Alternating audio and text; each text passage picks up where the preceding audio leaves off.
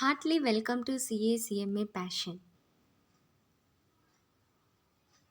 ఈ వీడియోలో మనం బ్యాంక్ రీకన్సిలేషన్ స్టేట్మెంట్ అంటే ఏమి, పాస్బుక్ అంటే ఏమి, క్యాష్ బుక్ అంటే ఏమి, ఎప్పుడు బీఆర్ఎస్ని ప్రిపేర్ చేస్తాము, అసలు ఈ క్యాష్ బుక్ పాస్బుక్ మధ్య డిఫరెన్సెస్ అనేది ఎందుకు వస్తాయి, దానికి కారణాలేమి, ఆ డిఫరెన్సెస్ని ఎలా రెక్టిఫై చేయాలి, ఎలా అంటే క్యాష్ బుక్ని పాస్బుక్ని సేమ్ బ్యాలెన్స్ చూపించాలి, ఆ డిఫరెన్సెస్ అన్నీ కూడా రెక్టిఫై చేసి రీకన్సైల్ అంటే ఏమి అని చూడబోతున్నాం ఈ వీడియోలో మనం. రీకన్సైల్ అంటే రిజాల్వ్ ది డిఫరెన్సెస్ బిట్వీన్ అని అర్థం. ఇక్కడ ఏ డిఫరెన్సెస్ని మనం ఫైండ్ చేస్తున్నాము కనుక్కుంటున్నాం? Cash book, passbook. ఏంది నేను ఎందుకు ఓపెన్ చేస్తున్న video differences between cash book అంటున్నా, పాస్బుక్ అంటున్నా. అసలు క్యాష్ బుక్ అంటే ఏమి, పాస్బుక్ అంటే ఏమి? క్యాష్ బుక్ అనేది బ్యాంక్ కాలం యొక్క క్యాష్ బుక్లోని ట్రిపుల్ కాలం క్యాష్ బుక్లోని బ్యాంక్ కాలం యొక్క ఎక్స్ట్రాక్ట్. అంటే ఇప్పుడు ట్రిపుల్ కాలం క్యాష్ బుక్ అంటే ఏమేమి ఉంటుంది? ఇలా ఉంటుంది చూసేదానికి. దాంట్లో ఏమేమి ఉంటాయి? క్యాష్ కాలం ఉంటుంది, బ్యాంక్ కాలం ఉంటుంది, డిస్కౌంట్ కాలం ఉంటుంది, డెబిట్, క్రెడిట్. ఇప్పుడు ఇక్కడ మనం ఏం తీసుకుంటామంటే ఓన్లీ ఈ బ్యాంక్ కాలంకి సంబంధించిన డీటెయిల్స్ మాత్రమే మనం తీసుకుంటాము. ఇక్కడ క్యాష్ బుక్ అనాలికి ఇక్కడ మాత్రం బ్యాంక్ రికన్సిలేషన్ స్టేట్మెంట్ కోసము ఓన్లీ ఈ బ్యాంక్ కాలం ఉంది కదా, దీంట్లో జరిగిన ట్రాన్సాక్షన్స్ని మాత్రమే తీసుకుంటాము.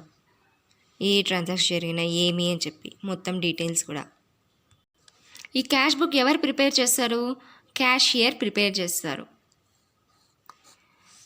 బిజినెస్ ఆర్గనైజేషన్లో ఉన్నటువంటి క్యాషియర్ ఈ క్యాష్ బుక్ అనేదాన్ని ప్రిపేర్ చేస్తారు. ఎవరు మెయింటైన్ చేసేది? ఎవరు? ఈ క్యాష్ బుక్ అంట, సబ్సిడరీ బుక్స్ అంట, ఈ జర్నల్స్ అంట, ఇవన్నీ ఎవరు మెయింటైన్ చేస్తారు? బిజినెస్ ఆర్గనైజేషన్ మెయింటైన్ చేస్తుంది. ఏ ట్రాన్సాక్షన్స్ అన్నీ కూడా రికార్డ్ అయింటాయి? ఇక్కడ మనం తీసుకునేది బ్యాంక్ ఎక్స్ట్రాక్ట్ మాత్రమే. ఏవి? బిజినెస్కి, బ్యాంకుకి ఏ ట్రాన్సాక్షన్స్ జరిగినాయి, బిజినెస్ యొక్క బ్యాంక్ అకౌంట్లో ఏ ట్రాన్సాక్షన్స్ జరిగినాయి అని మాత్రమే చూస్తాము. వేరే ఏవి చూడం, అదర్ ట్రాన్సాక్షన్స్ ఏవి చూడం. ఓన్లీ బ్యాంక్ ద్వారా ఏ ట్రాన్సాక్షన్ జరిగినాయి అని మాత్రం చూస్తాం. అవి మాత్రమే రికార్డ్ చేస్తాం. ఇందులో ఎంట్రీస్ అనేవి ఏ విధంగా ఉంటాయంటే క్వైట్ ఆపోజిట్ టు పాస్బుక్, అదే బ్యాంక్ స్టేట్మెంట్, బ్యాంక్ బుక్ ఏదన్నా. అంటే అర్థం కాలేదు కదా? Let me give an example.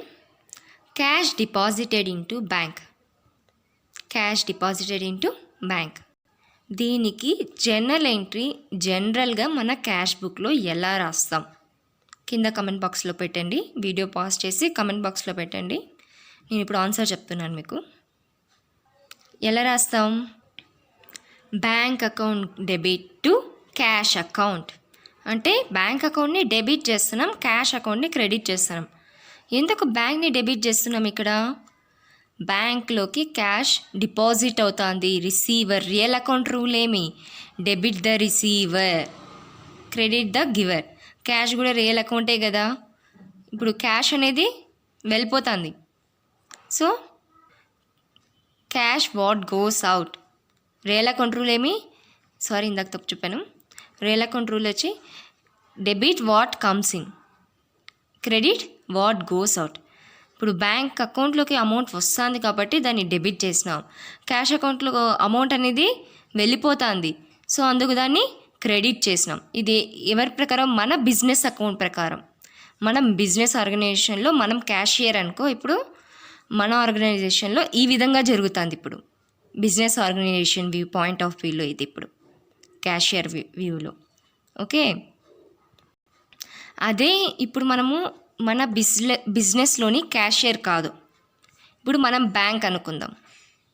Think ఇప్పుడు మనం bank, same cash deposited into bank. అంటే బిజినెస్ వాళ్ళు మన బ్యాంక్లోకి క్యాష్ అనేదాన్ని డిపాజిట్ చేస్తున్నారు. ఇప్పుడు మనం ఎవరు? బ్యాంక్. ఇప్పుడు మనం బ్యాంక్, మన బ్యాంక్ అకౌంట్లోకి, మన బ్యాంక్లోకి బిజినెస్ వాళ్ళు క్యాష్ డిపాజిట్ చేస్తున్నారు. అంటే ఏమవుతుంది? క్యాష్ అనేది ఇప్పుడు మన బిజినెస్లోకి వస్తుంది, మన బ్యాంక్లోకి క్యాష్ అనేది వస్తుంది. సో మనం ఏం చేయాలి? క్యాష్ని డెబిట్ చేయాలి. ఓకే, ఇప్పుడు మనం బ్యాంక్ కనుక క్రెడిట్ ఎవరిని చేయాలి, ఎవరి అకౌంట్లోకి వస్తుంది అమౌంట్?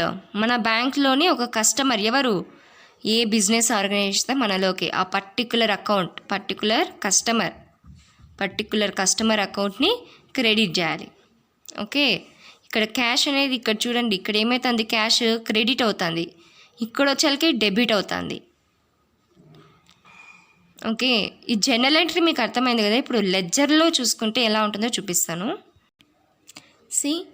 ఇది బ్యాంక్ అకౌంట్. ఈ బ్యాంక్ అకౌంట్ ఎవరు ప్రిపేర్ చేసినారు, బిజినెస్. ఇప్పుడు మనం బిజినెస్ అయితే మన బిజినెస్ బుక్స్లో బ్యాంక్ అకౌంట్ అనేది ఈ విధంగా ఉంటుంది. ఇప్పుడు క్యాష్ డిపాజిటెడ్ ఇంటూ బ్యాంక్ అన్నాం. ఇక్కడ ఇట్లా రాసాం ఎంట్రీ, దీనికి bank account debit cash account అని రాస్తాం. ఇప్పుడు లెడ్జర్లో ఎలా ఎంటర్ చేస్తాం మనము, ఇక్కడ డేట్ వేస్తాము. ఇప్పుడు మనం బ్యాంక్ అకౌంట్లోకి, ఇది బ్యాంక్ అకౌంట్ కదా, ఈ బ్యాంక్ అకౌంట్లోకి క్యాష్ అనేది వస్తూ ఉంది, క్యాష్ అనేది కమింగ్. సో ఇప్పుడు రియల్ అకౌంట్ రూల్ ఏమి, what comes in debit. So debit side date వేసి ఇక్కడ రాస్తాం మనం ఏమని, క్యాష్ అకౌంట్. ఎక్కడి నుంచి వస్తుంది, టు క్యాష్ అకౌంట్ నుంచి, క్యాష్ ద్వారా మన బ్యాంక్ అకౌంట్లోకి డబ్బులు వస్తుంది, క్యాష్ అనేది మనం డిపాజిట్ చేసినాము అని చెప్పి ఇట్లా టు క్యాష్ అకౌంట్ అని రాసి అమౌంట్ వేస్తాం కదా. ఓకే, ఇప్పుడు సేమ్ ట్రాన్సాక్షన్ మన బ్యాంక్ పాస్బుక్, బ్యాంక్ స్టేట్మెంట్ వాళ్ళు బ్యాంక్లో ఎలా ఎంటర్ అయింటుందో చూద్దాం. ఇది బ్యాంక్ వాళ్ళు మన బ్యాంక్ అకౌంట్, మన బ్యాంక్ స్టేట్మెంట్, మన బ్యాంక్ పాస్బుక్ అనేది ఈ విధంగా ఉంటుంది. డేట్ ఉంటుంది, పర్టికులర్స్, చెక్ నెంబర్స్ వేస్తారు. మళ్ళీ ఇక్కడ విత్డ్రాల్స్ ఏమైనా ఉన్నాయంటే ఇక్కడ ఇంకా డిపాజిట్స్ ఏమైనా డిపాజిట్ చేసినా అవన్నీ ఇక్కడ ఎంటర్ చేస్తారు. ఇంకా ఫైనల్గా బ్యాలెన్స్ అనేది ఇక్కడ వస్తుంది. ఓకే, విత్డ్రాల్స్ అంటే డెబిట్ బ్యాంక్ ప్రకారం. ఎందుకు, just imagine now think I am bank. Imagine yourself as bank. Okay, I am depositing money in your bank. Okay, నేను మనీ మీ బ్యాంక్లో డిపాజిట్ చేస్తున్నాను. నేను మీకేమవుతాను, క్రెడిటార్ అవుతాను. నేనేమవుతాను, బ్యాంకుకి క్రెడిటార్ అవుతాను. ఇప్పుడు బ్యాంక్ ఏమవుతుంది, నాకు ఇప్పుడు డెటార్ అవుతుంది. ఎలా, ఈ డబ్బులు నేను ఏవైతే బ్యాంక్లో డిపాజిట్ చేస్తున్నానో అవి నేను మళ్ళీ ఫ్యూచర్లో విత్డ్రా చేసుకుంటాను కదా, రైట్. సో బ్యాంక్కి నేనేమవుతాను, ఏమైనా అమౌంట్ని డిపాజిట్ చేసేటప్పుడు ఏమవుతాను, క్రెడిటార్ అవుతాను, అంతే కదా. సో ఇప్పుడు నేను అమౌంట్ డిపాజిట్ చేస్తున్నాను. అమౌంట్ని ఎక్కడ ఎంటర్ చేస్తాము, క్రెడిట్ సైడ్ బ్యాంకుకి ఇన్కమ్ వస్తుంది కదా ఇంకా. సో ఇక్కడ క్రెడిట్ సైడ్ ఎంటర్ చేస్తాం. ఇక్కడ బ్యాలెన్స్ ఎంత ఉందని చెప్పి రాస్తాం. ఇక్కడ సో డిపాజిటెడ్ అని చెప్పేసి డేట్ వేస్తారు. ఓకే, ఇలా. అదే ఇప్పుడు క్యాష్ విత్డ్రాన్ ఫ్రమ్ బ్యాంక్ అంటే ఎలా రాస్తాము, బై క్యాష్. ఎందుకు, క్యాష్ అనేది వెళ్ళిపోతుంది కదా. సో బై క్యాష్ అకౌంట్ అని చెప్పి ఇక్కడ అమౌంట్ రాస్తాం. ఇక్కడ బిజినెస్ దీంట్లో అయితే, అదే బ్యాంక్ వాళ్ళు అయితే ఎలా ఎంటర్ చేస్తారు, ఇక్కడ విత్డ్రాల్ డెబిట్ చేస్తారు. బ్యాంక్లో మనం విత్డ్రా చేసినది ఏం చేస్తారు, డెబిట్ చేస్తారు. ఇక్కడేమో మనం క్రెడిట్ చేస్తున్నాం, చూడండి బాగా క్లియర్గా. ఓకే, బ్యాంక్లో ఏం జరుగుతుంది, డెబిట్ చేస్తారు, విత్డ్రాల్. సో మళ్ళీ ఈ అమౌంట్ నుంచి ఈ విత్డ్రా ఎంత అయితే అమౌంట్ అయిందో ఆ అమౌంట్ లెస్ చేసి మిగిలిన బ్యాలెన్స్ ఇక్కడ వేస్తారు. ఓకే, ఈ విధంగా ఈ క్యాష్ బుక్ పాస్బుక్ అనే ప్రాసెస్ అనేది జరుగుతుంది. బ్యాంక్ స్టేట్మెంట్ అన్ని బ్యాంక్ ట్రాన్సాక్షన్స్, ఆర్గనైజేషన్కి బ్యాంక్కి మధ్య ఉన్న ట్రాన్సాక్షన్స్ అన్నీ కూడా రికార్డ్ చేస్తుంది. ఎవరు ప్రిపేర్ చేస్తారు, బ్యాంకులోని యొక్క క్యాషియర్ ప్రిపేర్ చేస్తారు. బ్యాంకులో పనిచేసే క్యాషియర్ ఈ బ్యాంక్ స్టేట్మెంట్ పాస్బుక్ని ప్రిపేర్ చేస్తారు. ఎవరు ఈ పాస్బుక్ని బ్యాంక్ స్టేట్మెంట్ని మెయింటైన్ చేస్తారు, బ్యాంక్ మెయింటైన్ చేస్తుంది. ఈ ఎంట్రీస్ అన్నీ కూడా క్యాష్ బుక్ ఆపోజిట్లో ఉంటాయి. ఇప్పుడే మనం ఎగ్జాంపుల్ చూసాము. Okay, clear? ఇంకా ఏమైనా డౌట్స్ ఉంటే కన్నా కింద కమెంట్స్లో పెట్టండి, కంపల్సరీ ఆన్సర్ చేస్తాను. ఇది క్యాష్ బుక్, పాస్బుక్ అంటే. ఓకే, ఇప్పుడు క్యాష్ బుక్కి పాస్బుక్కి మధ్య డిఫరెన్సెస్ అంటాను. ఎందుకు ఆ డిఫరెన్సెస్ అనేది చూద్దాం. ఎందుకు క్యాష్ బుక్కి పాస్బుక్కి మధ్య డిఫరెన్సెస్ వస్తాయంటే, see cheques issued but not presented అంటే ఏమి? చెక్స్ అనేది ఇష్యూ చేస్తున్నాం. ఇప్పుడు మనం బిజినెస్ ఆర్గనైజేషన్ అనుకుందాం. మనం బిజినెస్ ఆర్గనైజేషన్, ఓకే, మనం ఏం చేస్తున్నాం? చెక్స్ అనేవి ఇష్యూ చేస్తున్నాం కస్టమర్కి. ఎవరికో మనం పేమెంట్ చేయాలో వాళ్ళకి మనం ఏం చేస్తున్నాం? చెక్స్ అనేవి ఇష్యూ చేసినాం. అవేమైనాయి? బ్యాంక్లో ఇంకా కూడా ప్రెజెంట్ అవ్వలేదు. అంటే ఇంకా అమౌంట్ అనేది మన భాషలో కట్ అవ్వలేదు, విత్డ్రా అవ్వలేదు. ఇంకా అవి బ్యాంకులో డెబిట్ అవ్వాల. బ్యాంకులో డెబిట్, ఓకే, మన క్యాష్ బుక్లోని బ్యాంక్ కాలం కాదు, బ్యాంకులోని బ్యాంక్ కాలం. బ్యాంక్లో మన అకౌంట్ ఉంది కదా, అందులో ఇంకా కూడా క్రెడిట్ అవ్వలేదు. సారీ, డెబిట్ అవ్వలేదు. డెబిట్ అవ్వలేదు, ఇంకా విత్డ్రా అవ్వలేదు. అప్పుడు కూడా వస్తుంది. అంటే జనరల్గా అయితే చెక్ ఇష్యూ చేస్తాం కదా, చెక్ ఇష్యూ అయిన తర్వాత 3 days అనేది టైం కావాలి. ఎందుకు? ఆ చెక్నంతా కూడా క్లియరెన్స్ అవ్వడానికి. చెక్ ఫస్ట్ బ్యాంక్కి వెళ్తుంది, బ్యాంక్ నుంచి మళ్ళీ అక్కడ ఆఫీసర్స్ ఉంటారు, వాళ్ళంతా దానంతా కూడా నీట్గా చెక్ చేసి తర్వాత ఇవ్వాలి కదా. సో ఈ టైం, దీనివల్ల ఈ టైం 3 days టైం ఉంటుంది కదా, మినిమం 3 days. ఈ టైం వల్ల ఏమవుతుంది? బ్యాంకుకి క్యాష్ బుక్కి, బ్యాంక్ బుక్కి క్యాష్ బుక్కి డిఫరెన్స్ అనేది వస్తుంది. ఎందుకు? మన క్యాష్ బుక్లో మనకు ముందే తెలుసు, మనం చెక్ ఇష్యూ చేసినామంటే బ్యాంక్లో కంపల్సరీ వెళ్ళిపోతాయి అమౌంట్ అని చెప్పి మనం ఏం చేసింటాం? ముందుగా ఎంటర్ చేసేసింటాం. దానివల్ల ఏమవుతుంది?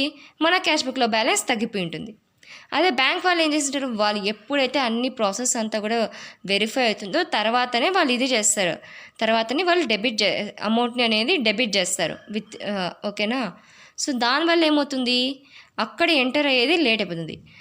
క్యాష్ బుక్ అదే పాస్బుక్లో ఎంటర్ కాకముందే మనం పోయి ఏమేమి ఉంది అని బ్యాలెన్స్ చూసుకున్నామంటే కన్నా అప్పుడు ఈ డిఫరెన్స్ అనేది మనం చూడొచ్చు.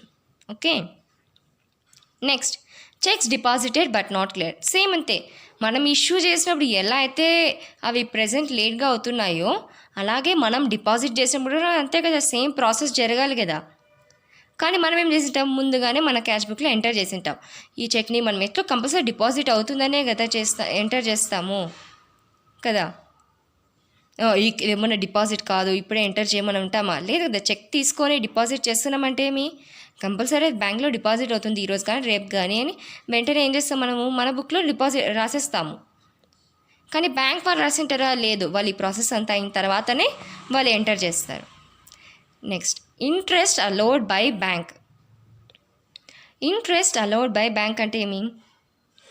బ్యాంక్ మనకి ఇప్పుడు మనం బ్యాంక్లో అమౌంట్ పెట్టింటాం కదా, డిపాజిట్ ఇంతో అంతో ఉంటుంది కదా, మన బ్యాంక్ బ్యాలెన్స్ అనేది ఉంటుంది కదా, దానికి మంత్లీ మనకి ఇంట్రెస్ట్ వస్తుంది కదా. ఆ అమౌంట్ని ఇంట్రెస్ట్ అలౌడ్ బై బ్యాంక్. అది ఎంత ఇంట్రెస్ట్ పడింది, ఎప్పుడు పడింది అని చెప్పి మనకు తెలుస్తుందా? లేదు కదా. అవి మనం ఎప్పుడైతే బ్యాంక్లో స్టేట్మెంట్ తీసుకుంటామో అప్పుడు దాంట్లో చూసి మన క్యాష్ బుక్లో ఎంటర్ చేస్తాము. బ్యాంకుకి మాత్రం తెలిసి ఉంటుంది ఇది ఎంత ఉంటుంది అమౌంట్, ఇంట్రెస్ట్ ఎంత ఏమి అని. మనకి తెలియదు కదా. సో మళ్ళీ మనం చెక్ చేసుకొని మన క్యాష్ బుక్లో ఎంటర్ చేస్తాము. ఆల్రెడీ బ్యాంక్లో ఈ ట్రాన్సాక్షన్ అనేది ఎంటర్ అయిపోయి ఉంటుంది. Next interest charged by bank. ఇప్పుడు మనం ఏదైనా ఓవర్ డ్రాఫ్ట్ బ్యాలెన్స్ అనేవి పెట్టినామంటే కన్నా అప్పుడు ఏం చేస్తుంది? బ్యాంక్ ఇంట్రెస్ట్ అనేది ఛార్జ్ చేస్తుంది. ఎందుకు? ఓవర్ డ్రాఫ్ట్ అంటే ఏమి? మన అకౌంట్లో ఉన్న బ్యాలెన్స్ కంటే ఎక్కువ అమౌంట్ని డ్రా చేసినప్పుడు దాన్ని ఓవర్ డ్రాఫ్ట్ అంటాం. అప్పుడేమవుతుంది? అట్లాంటి బ్యాలెన్సెస్ సర్టెన్ లిమిట్ వరకు అయితే ఇంట్రెస్ట్ ఏం ఛార్జ్ చేయదు, కానీ ఎక్కువ లిమిట్ దాటిపోయిందంటే కానీ అప్పుడు ఇంట్రెస్ట్ అనేది ఛార్జ్ చేస్తుంది బ్యాంక్. అప్పుడు ఏమవుతుంది? బ్యాంక్ బుక్లో మాత్రమే ఆ ఛార్జెస్ ఎంటర్ అయి ఉంటాయి, మన బుక్లో ఎంటర్ అయి ఉండవు. ఎందుకు? మనకు తెలియదు కదా అది బ్యాంక్ చేసినారు ఇవా అనేసి, ఇంత అమౌంట్ వేసి ఉంటుంది, ఇంత ఛార్జ్ చేసింది అని. సో దానివల్ల ఇది కూడా వన్ ఆఫ్ ది డిఫరెన్స్. ఎందుకు మన దాంట్లో లేదు, కానీ బ్యాంక్ దాంట్లో ఉంది ఆ ట్రాన్సాక్షన్ కూడా. ఇంకా బ్యాంక్ ఛార్జెస్ ఏవేవి ఉంటాయి, ఎస్ఎంఎస్ ఛార్జెస్ అంట, ఇంకా ఏవైనా ట్రాన్సాక్షన్స్ ఎక్కువ జరిపింటాం మనం, ఏమైనా బిల్స్ కానీ ఏవైనా ప్రామిసరీ నోట్స్ కానీ ఈ బ్యాంక్నే కలెక్ట్ చేయమన్నప్పుడు వాటికి కూడా ఛార్జెస్ తీస్తుంది. ఇంకా డివిడెండ్స్ ఏవైనా డైరెక్ట్గా బ్యాంకే కలెక్ట్ చేయమని చెప్పి మనం ఇన్ఫర్మేషన్ ఇచ్చినప్పుడు బ్యాంకే కలెక్ట్ చేస్తుంది కదా, అప్పుడు కూడా ఏమైనా ఛార్జెస్ పడి ఉంటాయి. అవన్నీ కూడా బ్యాంక్ ఛార్జెస్ కిందకి వస్తాయి. అవన్నీ బ్యాంక్ ఛార్జెస్ అన్నీ కూడా ఎవరికి తెలుస్తుంది, బ్యాంక్లో ఫస్ట్ తెలుస్తాయి. సో బ్యాంక్లో అవన్నీ ఎంటర్ అయిపోయింటాయి. కానీ మనకు తెలియదు కదా, మనం ఎప్పుడైతే బ్యాంక్ స్టేట్మెంట్ తీసుకుంటామో అప్పుడే మనకు తెలుస్తుంది. సో అప్పుడే మనం ఈ ఛార్జెస్ అన్నీ కూడా ఎంటర్ చేస్తాము కదా. Next, interest and dividends collected by bank. ఇప్పుడే చెప్పాను డివిడెండ్స్ ఏవైనా కలెక్ట్ చేస్తుంది బ్యాంక్ అని. అంటే ఇప్పుడు డివిడెండ్స్ ఎప్పుడు మనం ఏదైనా షేర్స్ అవన్నీ ఉన్నాయంటే కన్నా, ఏమైనా ఈక్విటీ షేర్స్ అట్లుంటే కన్నా మనకి డివిడెండ్స్ అనేవి వస్తుంటాయి కదా. ఆ అమౌంట్ అన్నీ ఎవరు కలెక్ట్ చేస్తారు, బ్యాంక్ డైరెక్ట్గా కలెక్ట్ చేస్తుంది మనం ఇన్ఫర్మేషన్ కానీ ఇచ్చినామంటే కన్నా. మరి ఇంట్రెస్ట్ దేనికి డిపెండ్ చేస్తా, ఏవైనా మ్యూచువల్ ఫండ్స్, ఏమైనా ఫిక్స్డ్ డిపాజిట్స్ అట్లా ఏమైనా మనం చేసింటే మనకి ఇంట్రెస్ట్ వస్తుంది కదా. అవన్నీ కూడా ఎవరు కలెక్ట్ చేస్తారు, బ్యాంక్ కలెక్ట్ చేస్తుంది మనం ఇన్ఫర్మేషన్ ఇచ్చింటే బ్యాంక్కి.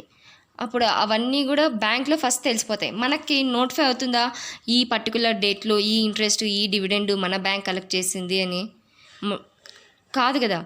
ఫస్ట్ ఎక్కడ ఎంటర్ అంటే ఇవన్నీ కూడా బ్యాంక్ తెలుసు కాబట్టి బ్యాంక్ ఎంటర్ చేసేసి ఉంటుంది. మనం ఆ కరెక్ట్ డేట్లో మర్చిపోయింటామో, గుర్తునిటుందో ఏమో తెలీదు, మన బుక్లో ఎంటర్ చేయలేదు మనం. సో ఆ ట్రాన్సాక్షన్స్ అన్నీ కూడా ఈ ట్రాన్సాక్షన్స్ అన్నీ వల్ల కూడా బ్యాంక్ బుక్ పాస్బుక్ అనేది డిఫరెన్స్గా ఉంటుంది, అమౌంట్ డిఫరెన్స్ అవుతుంది. ఇంకా డైరెక్ట్ పేమెంట్స్ బై బ్యాంక్ అంటే ఏమైనా డైరెక్ట్ పేమెంట్స్ బ్యాంక్నే చేయమనిటాం. ఇప్పుడు ఎవరికైనా మనం బిల్స్ పేయబుల్ చేయాల్సిన, ఎవరికైనా బిల్ అనేవి పే చేయాల్సింది, అవన్నీ బ్యాంకుకు ముందుగా మనం ఇన్ఫర్మేషన్ ఇచ్చింటాం. ఏమైనా ఇన్సూరెన్స్ పే చేయాలా, అవన్నీ ఇన్సూరెన్స్, మంత్లీ ఇన్సూరెన్స్, ఇట్లా సమ్ ట్రాన్సాక్షన్స్ ఏంటివైనా బ్యాంకుకే మనం ముందుగా ఇన్ఫర్మేషన్ ఇచ్చింటాం. మా అకౌంట్లో నుంచి దీనికి సర్టైన్ దీనికి పే చేయండి అని చెప్పి. అప్పుడు బ్యాంక్ ఏం చేస్తుంది, ఆ కరెక్ట్ టైంకి ఏం చేస్తుంది, ఏ రోజు పే చేయాలో ఆ రోజు పే చేసేస్తుంది. మనకు ఏం చేసింటాం, మన బుక్లో నోట్ అయ్యిండదు. ఎందుకు, మేబీ మర్చిపోయింటాం మీకు ట్రాన్సాక్షన్స్ వల్ల ఆ రోజు రాయడం, ఎంటర్ చేయడం. సో దానివల్ల కూడా ఈ డిఫరెన్సెస్ అనేవి అరైజ్ అవుతాయి. Next direct payment into the bank by A customer. అంటే మన కస్టమర్ మన అకౌంట్లోకి, బ్యాంక్ అకౌంట్లోకి డైరెక్ట్గా అమౌంట్ వేసేసినారు.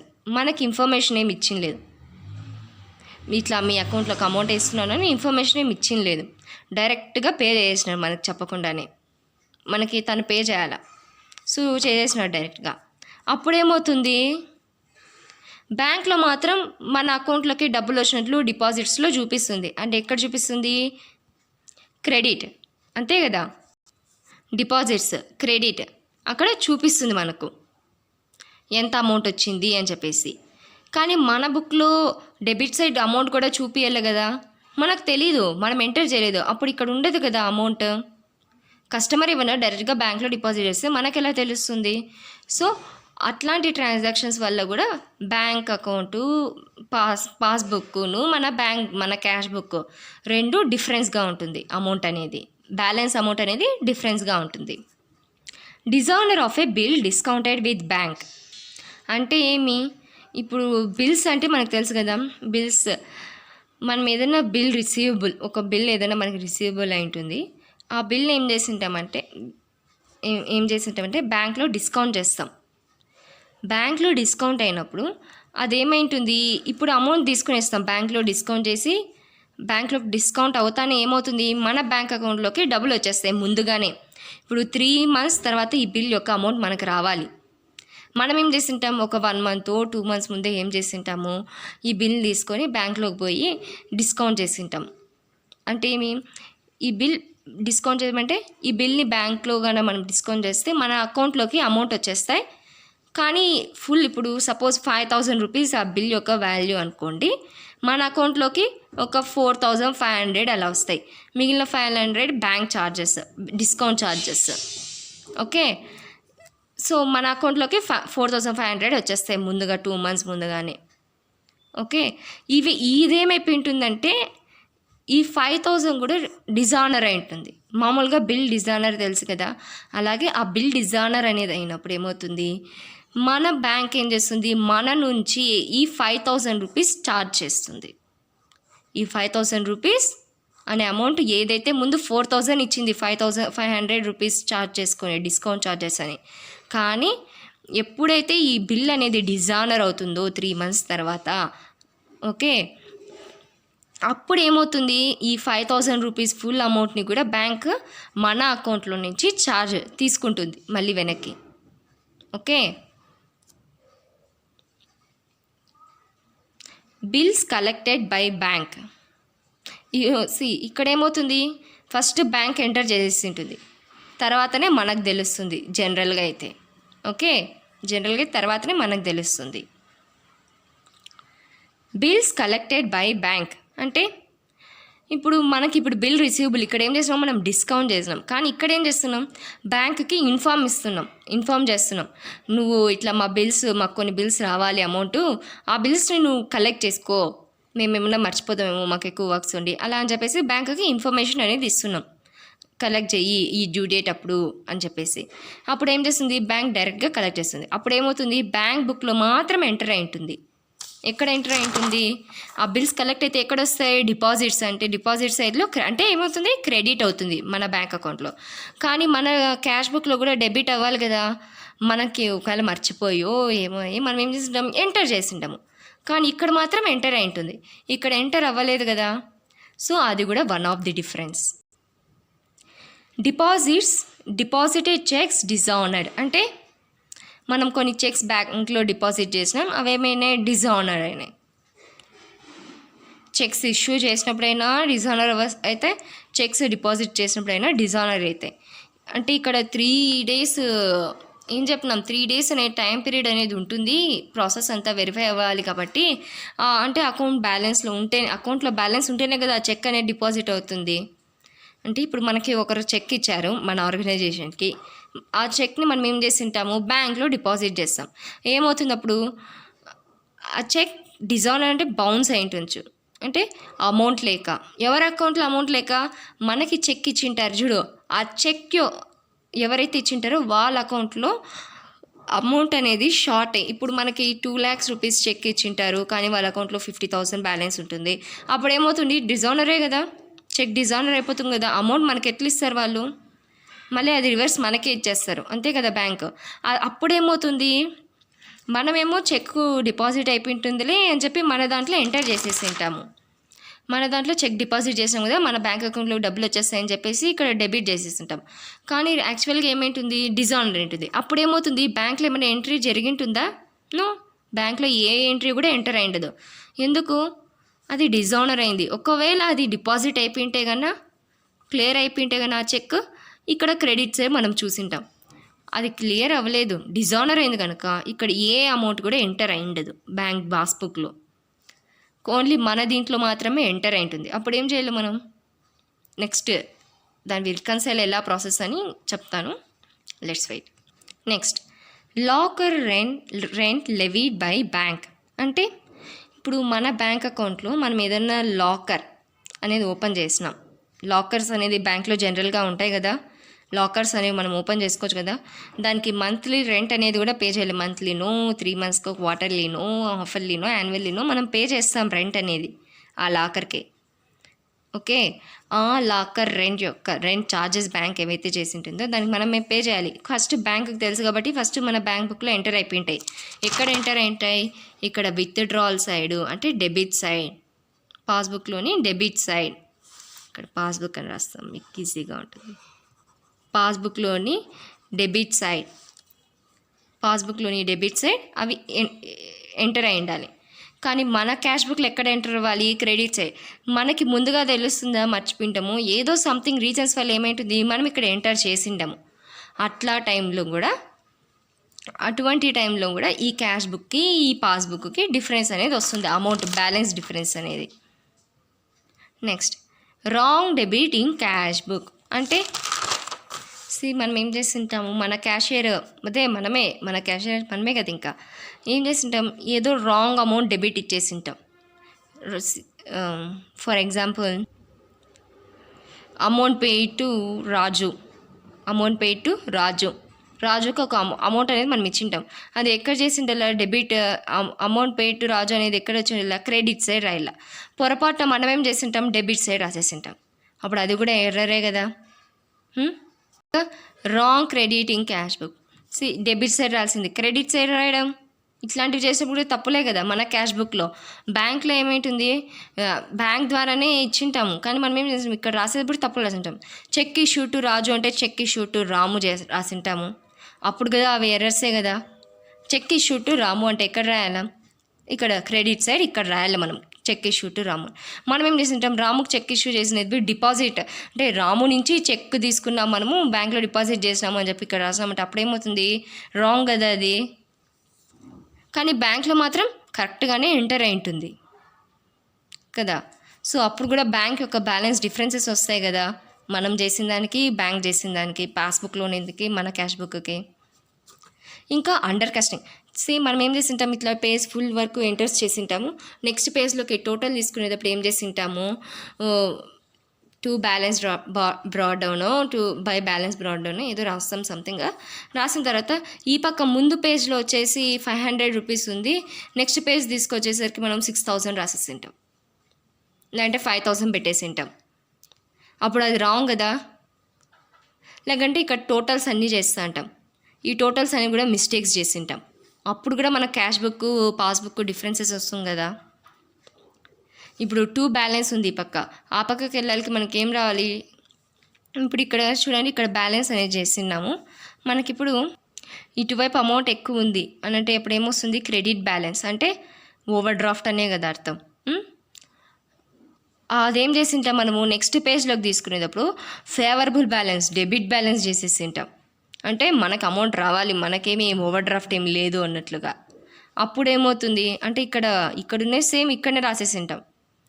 ఇక్కడ బ్యాలెన్స్ వచ్చిందంటే ఇక్కడ బ్యాలెన్స్ అని చెప్పి ఇక్కడ ఈ అమౌంట్ ఎక్కువ ఉంది, ఇక్కడ రాసింటాం మనము 2 బ్యాలెన్స్ అని. అది ఇదేం balance, credit balance, over draft balance. ఇక్కడికి వచ్చేసరికి ఇటు సైడ్ రాయాలి మనము, బై బ్యాలెన్స్ బ్రాడ్ డౌన్ అని చెప్పేసి రాయాలి. కానీ మనం ఏం చేసింటాం, పొరపాటున నెక్స్ట్ పేజ్లోకి తీసుకునేటప్పుడు ఇక్కడనే రాసేసింటాం 2 balance brought down something amount అని. అప్పుడు కూడా మిస్టేక్ అవుతుంది కదా. అప్పుడు ఏమవుతుంది, ఇక్కడేమో ఓవర్ డ్రాఫ్ట్ లేదని చెప్తాను, ఇక్కడ ఉందంటే అందే అని అనుకుంటాం.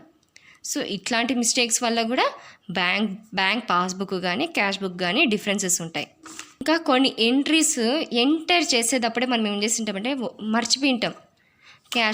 పాస్బుక్లో కానీ బ్యాంకర్ కానీ లేదంటే క్యాషియర్ కానీ ఎవరో మర్చిపోయి ఉంటారు ఎంటర్స్ చేసేటప్పుడే, ఎంట్రీ చేసేటప్పుడే ఎక్కువ ట్రాన్సాక్షన్స్ ఉంటే అప్పుడు ఏం చేసింటారు, ఏదైనా ఒక ట్రాన్సాక్షన్ ఒమిట్ చేసింటారు.